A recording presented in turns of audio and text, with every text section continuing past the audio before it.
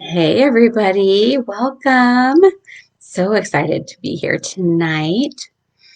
Not only is it Sunday night, so happy Sunday, everybody, but it's also day one of our Count Your Blessings challenge. So, welcome, welcome. Please let me know as you join if you are here live.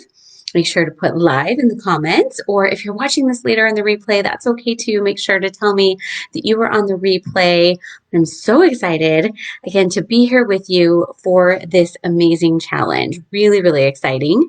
And from my brand new office. So, welcome to my new home that I built in a pandemic. Yay, me. And so, I'm just really excited because we've now been in our house for a week, which is amazing.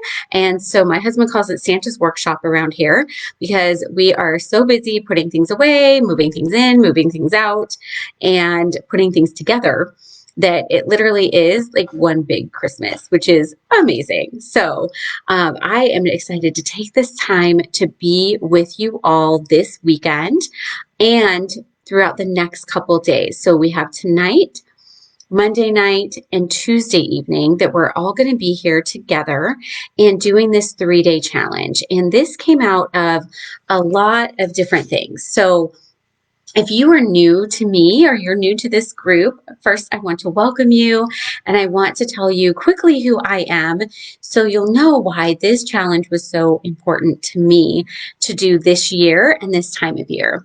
And so my name's Jody Solberg and I'm a mental wellness coach and a certified hypnotherapist. And I've been working therapeutically and I've also been an entrepreneur for the past 20 years.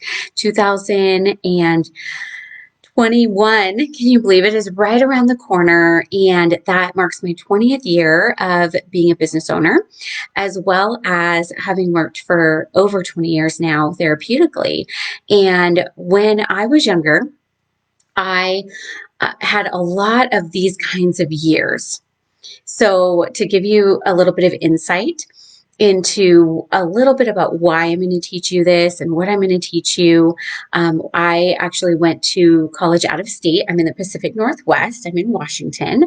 And I went to college out of state, but I actually lived out of state a little bit right before that as well. I'm one of those people who knew what they wanted to do when they grew up. And I went to school full time through 2 degrees in 4 years. So I was in school constantly. And I got started early before I was even of age. And I just always knew that I wanted to help people. And I always knew that I wanted to be in psychology. And it ended up being psychology and sociology. But when I was going through that process, there was a lot of other stuff going on in my life. So when I was 16, the year before, I went into college and started this whole career. I actually had gone through a lot. My parents divorced when I was 15, and less than a year later, my mom was diagnosed with cancer for the first time, and she was told she had 6 months to live. And so I was there when she had her first surgeries. But she ended up moving 3 different states before she found these amazing doctors in this hospital that gave her the answer she wanted, which was that she was going to live much longer than that and they were going to help her. And so I actually stayed where I was to try to finish school. I did actually move to be with her for about 9 months of my senior year in high school. And then I was in Arizona and I moved back to Arizona to go to college. And I got my first 2 degrees there in psychology and sociology. And then I moved back to be with her for grad school for clinical psychology. But during those years, I was trying to get my degrees done back to back to back. And so I actually never went home to visit, home, right? Like all of my friends would leave town and they would go to see their family on holidays. And I was so busy trying to have this big load of getting my career started that I only went back at Christmas. So this was the only time I saw my family all year round. I went and drove 24 hours to go back to Seattle area to see my parents and to visit my mom. But she and I talked every single day. So we were very long distance during that time. And even on Thanksgiving, I always remember this. All my friends went to go be with their families, and I had the best Thanksgivings. I stayed home. I made the whole Thanksgiving meal by myself with my mom on speakerphone, right? This is back before we had all the video chats and things. And she was on speakerphone with me, and we would chat, and we would tell stories, and we would laugh, and we would cook together and share recipes. And that's how we spent our Thanksgiving. This was long distance that way while she was doing her treatment. And then fast forward to grad school, I actually started dating my husband, who's now been my husband for 18 years as of tomorrow. So it's our anniversary, winter solstice. And we were immediately long distance. So we went on a few dates on weekends. In between, it was the 3 weeks before I started grad school that we went on some dates, and then he deployed. He was in the Navy. He's retired now, but he still does the same thing. So he was gone 8 months of 2020, working overseas. He wasn't actually supposed to be gone that long, but he got stuck in Europe when all the countries shut down for the pandemic. So it took him a little longer. But he still does the same thing. So we've had, going on 20 years also of that kind of lifestyle where, he always deployed August to April. And he was gone during every single holiday, every single birthday. I think the only holidays he was ever here for was maybe like Memorial Day and 4th of July or something like that. And so what I learned during all of these times when I was long distance from the people that I loved, and we couldn't celebrate holidays together in the way that we traditionally would have, is I learned to have an attitude of gratitude about the time I did get with those people. You really have sometimes a different perspective when things are taken away from you, or when they look like they might be taken away from you, than you do when you take them for granted because you have them every single day. And so I wanted to share some of the lessons that I learned from you. I always say that, there are a lot of tragedies, right? There are so many tragedies that can happen in our lives over the years, and especially this year, there's been so many for so many people. And I'm never going to tell you that, someone passing away or something tragic happening, that everything happens for a reason. What I like to say is everything happens for a lesson, because even if it seems like there's no rhyme or reason behind what happens to us, we can all learn and grow and become stronger from it. And so that's why I wanted to share some of my experiences from you, or with you first, from my life, because I've had to build a lot of emotional strength and resilience and a different attitude than most people have around holidays. I also, in my career, I've worked with so many different kinds of people. I've worked with families that were in crisis, that were being torn apart or trying to put back together their family, children who, parents had lost custody of and they were trying to get custody back, or another parent was getting custody. That's how I started my career, was doing things like that. And then I moved into teaching and counseling. And then eventually I moved into working with people with drug and alcohol convictions. And all along the way, at least for the past 14 years, I have also been in leadership development and business coaching, and helping be that mentor and that coach for people who wanted to start their own businesses or were trying to up level in their career. And so that was really the fun stuff. And then working with the teens in group homes and after school programs, and those drug and alcohol conviction court mandated clients, that was all a huge learning experience as well, right? All of those things really taught me a lot to not take for granted what we have today. But really, in my personal life, that's been huge. And so I've learned a lot of kind of tips and tricks and techniques and things to really make you put things in perspective. And so what I'm going to do is I'm going to teach you 3 simple techniques. Okay, so we're going to do 3 exercises over the next 3 days. So today, Monday and Tuesday, we're going to be right here at 5 o'clock Pacific, 8 o'clock Eastern, and I'm going to teach you a different exercise each day, because we're going to get our mindset shifted into that gratitude. Because no matter what is crummy out there in the world, there's so much to be grateful for, and gratitude literally changes your brain. It literally shifts everything. And so if you can learn these techniques to help you to put those bad things into perspective and take them as they come. I've had a lot of that, since I told you about my mom when I was 16. She's had cancer multiple times since then, but I've learned so much of that strength and resilience from her. My goal, my dream was always to support her and help her retire and take care of her, because I saw her go to those cancer treatments on her lunch break and go right back to work. I watched my husband be gone for 8 or 9 months each year, anywhere from 6 to 9, depending on the year. The first time he was gone, that was during 9/11. And it was absolute chaos. And there was so much of this year that reminded me of that, and working with my therapy clients like I did that year. And I watched him really sacrificed much more than I ever did. And I always had that perspective of it could always be worse. And he was honestly dealing with the worst, you guys. I was still going to sleep in my own bed. I was still getting to eat anything I wanted when I wanted. I had my own schedule.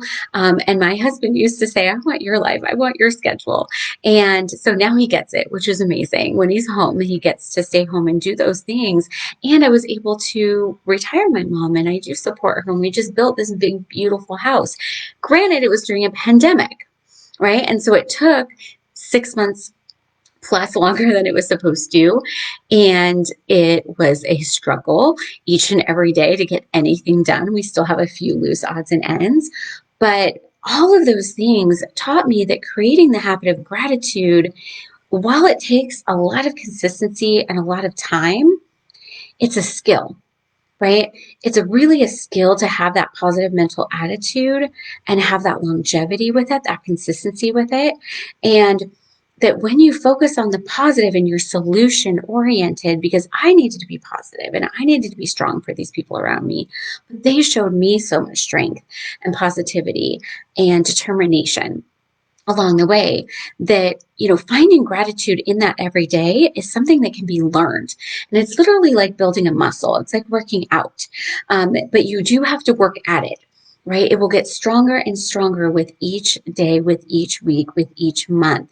And what that does is it gives you that durability. It gives you that bounce back ability. It gives you that emotional strength and resilience to come back from no matter what happens, including random global pandemics that we never expected to be here in our lifetime.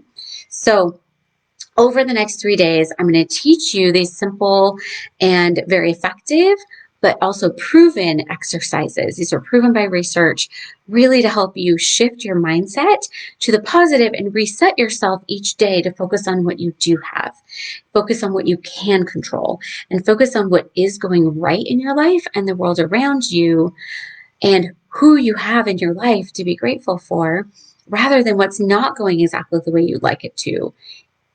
And there's a lot of things, right, that aren't going exactly the way we'd like them to. So here's what we're going to do for day 1. Okay. And just so you know, I cannot see comments right now. They are not showing up. But if you are here, let me know you're here. Ask any questions. I will pop on here afterwards and I will make sure to answer them so that I can see the questions. So the day 1 today, what we're going to talk about is we're going to talk about starting your day with gratitude. So feel free to take notes on what you're going to be doing.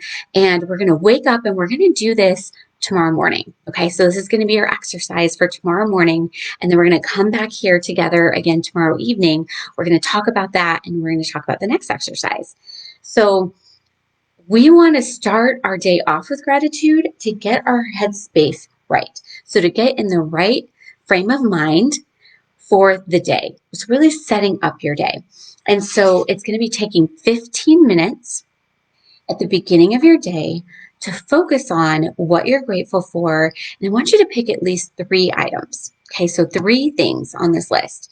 And they can be anything from people that you're grateful for, relationships you're grateful for, past and current events that you're grateful for, that have happened to you, things that you have that you're grateful for, or circumstances. And be really specific and detailed. So the key to this is in the details, because if you're doing this on a consistent basis, You want to make it interesting, okay? You want to change it up so you don't get bored with it. And you want to kind of make a game out of it. It's like, what are 3 new things, right, that I can be grateful for? Because you're grateful for a lot of things every day, but it's really fun to find new, exciting things to be grateful for. And believe me, we have a lot of them in our lives. And it might take a minute for you to get used to doing this. So it's okay that's why I'm giving you 15 minutes, okay? Because it may take a little while to brainstorm, but really get into it. And as you write each item down, really feel the gratitude and the emotion behind it. Okay, so really feel it as you're writing it down. And the reason why it's important to write it down is because we all learn so many different ways. Like today, you're watching this, which is visual. You are also listening, which is auditory. And then kinesthetic is movement. And so as you're writing something down, you're moving, you're looking at it, but then you can also say it to yourself, either out loud or in your mind. You want to say that to yourself as well, and that will help it to really stick. And so over the holidays, think about this, because you can continue this on. We're going to do it tomorrow morning, but you can continue this on, and I encourage you to continue it on. And I got my first gift today, my first holiday gift. And so over the holidays, if somebody gives you a gift that you're grateful for, really think about it. Think about the thought that went into giving you that gift. The thought that they took to think, okay, well, Jody would really like this because, and this would make her happy, right? Like, what is the thought behind giving you that specific item and the intention that they put into it to try to please you? So that will really help you feel that gratitude. So it's not just like, I'm grateful for my friend that gave me the present. It's like, no, I'm really grateful for this specific gift that she gave me because she put the thought into it. She knows me so well, and she knows that I would really love it because of this, right? So we're really going to build that out a little bit. And then go ahead and also look at everything in your life that comes your way as a gift from God, from the universe. That's something I'm always like, oh my gosh, people will say I'm blessed and highly favored. It's very much that attitude of saying, oh my gosh, I just got a gift, right? I got this gift of this thing coming my way or this happening in my day today.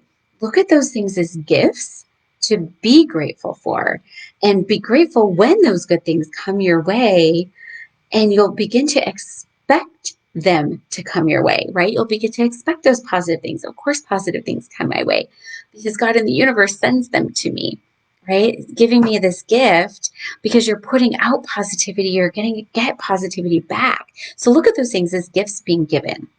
And if you're having a hard time again seeing those gifts or finding unique things, here's another technique, another tip for you, okay? So you can consider what it would be like if you did not have something or someone in your life.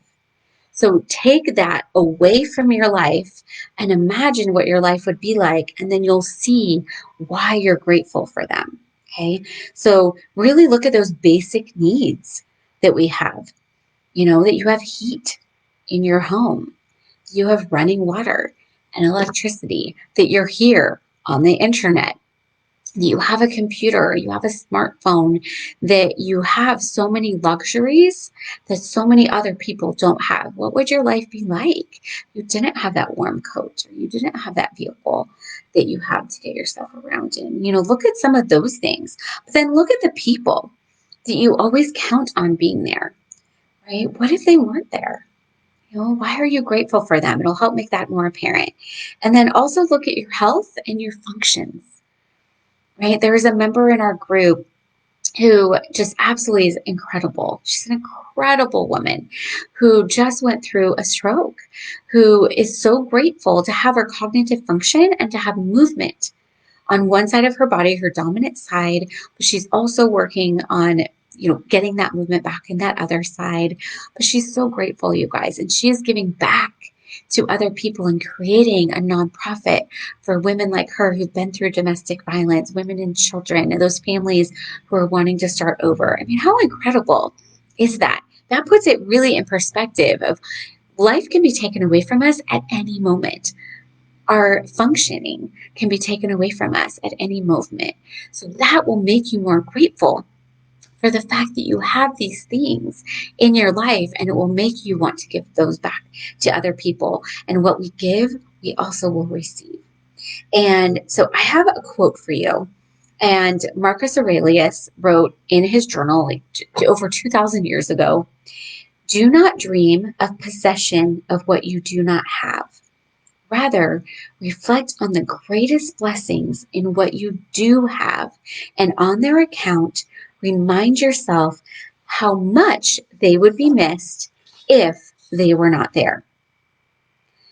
Research shows that thinking about how well you have it and how things may have been different can be really surprising and can fill you with gratitude. So there's research behind this, you guys.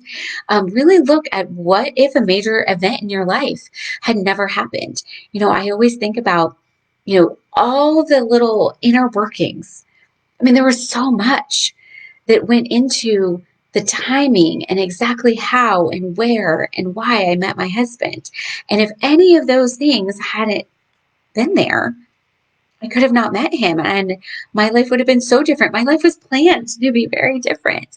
I'm so grateful that those things happened, right? So it can really fill you with gratitude. Really, look at a major event in your life. Look at if you never met that significant person, or you didn't have them with you anymore, right? How would things be different? That'll help you be grateful for everything that you have now and the lessons that you've learned, because those experiences, those events teach us lessons, right? So we learned something, like I mentioned earlier, from those all along the way. So what if those didn't happen? What if you never learned those lessons? And so here's a research study. I told you, back this up, right? There were experiments studying gratitude and the effects of gratitude. And they were done on gratitude journaling, right? Writing down things you feel grateful for, which is our first exercise, is a specific intentional way to gratitude journal. And so there was a researcher named Robert Emmons, and he actually wrote a book called Thanks. And he was talking about what they did in this research study.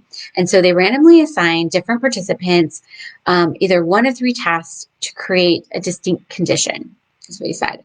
So they decided to encourage some people to indirectly feel grateful.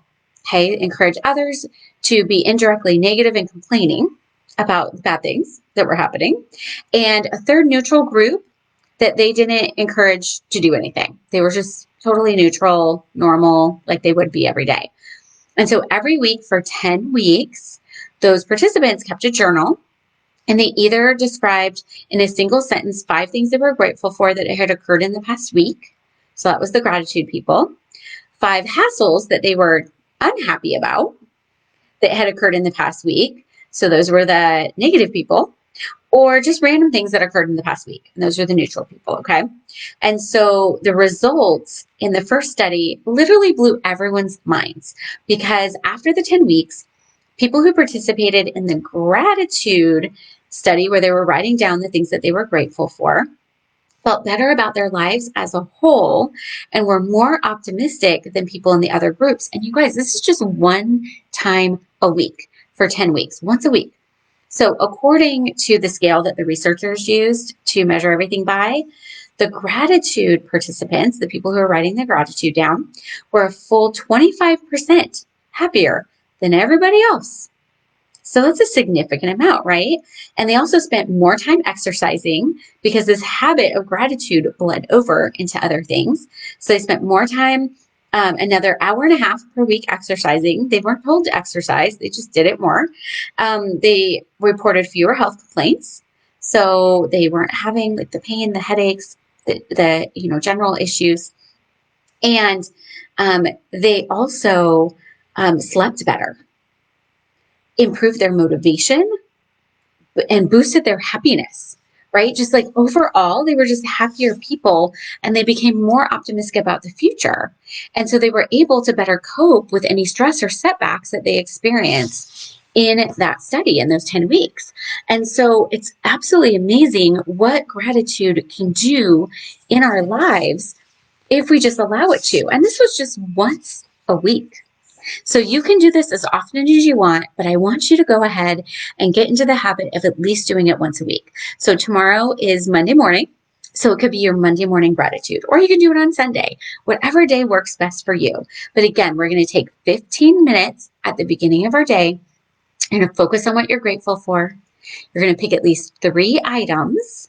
Okay, again, it could be anything: people, relationships, past or current events, things, circumstances, whatever you want, but be really specific and detailed about why you are grateful for those things. So that is our exercise for day 1 of our 3-day Count Your Blessing Challenge. It's going to really help shift our mindsets away from what's wrong. I kept seeing everybody talking about what was lacking, what was missing, what was different. They weren't into it. It didn't feel like the holidays. But you know what makes the holidays? Those things that you're grateful for. When I was going through all of that, and, every year that we're not together for holidays, with my husband, for example, it's like I always remember it's not about a day. It's not about December 25th. It's not about Thanksgiving, if it's different every year, but November 26th, for example. It's not about February 14th being Valentine's Day. It's not even about October 11th being my birthday. It's not about any of those things. It's about the people you spend them with, and that you have the quality time, and you're grateful for the time that you have with them. And when I was watching people wish away the time that they had, I was thinking, oh my goodness, do not wish away the time that you have, because you have right now. You are alive. You are here. You are with some of the people that you love. You have amazing memories of the people who aren't. And there's so many things to be grateful for. So it's more about the thought, right? It's about the sentiment. It's about the intention behind the time that you have versus what's wrong, what's missing, what's different. So let's get ourselves shifted into gratitude. And this is the first way that we're going to do it. So start your gratitude journal. If you've already been gratitude journaling, this is a little bit different spin on it. Use one of those techniques that I talked about. And then I'm going to be right here again tomorrow at 5 p.m. Pacific, 8 p.m. Eastern again. We're going to talk about day 2. We're going to do a different kind of exercise.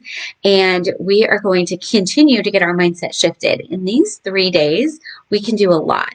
And we have just a little over that, right? We have 4 or 5 days before we hit Christmas Eve and Christmas for those of us who are celebrating those holidays. And so this is the perfect time, right? To get in the spirit, to get in the mood, to get in gratitude, and get us getting our heads straight and our heads right. For the rest of 2020, we have 10 plus a little bit, 10 and change days left. And then we're going to be in a new year. So I want us to get our heads together and really be in gratitude and in positivity. And I said, not everything's perfect, right? But when you are really solution focused, when you are gratitude focused, you can get yourself through the rest of this year, making it a good end to 2020 and an amazing beginning to 2021. So thank you all again for being here. I appreciate you joining me. Let me know that you were here. I'm going to go check those comments. I will answer any questions that you have, and then I'll see you back here in 24 hours. See y'all soon.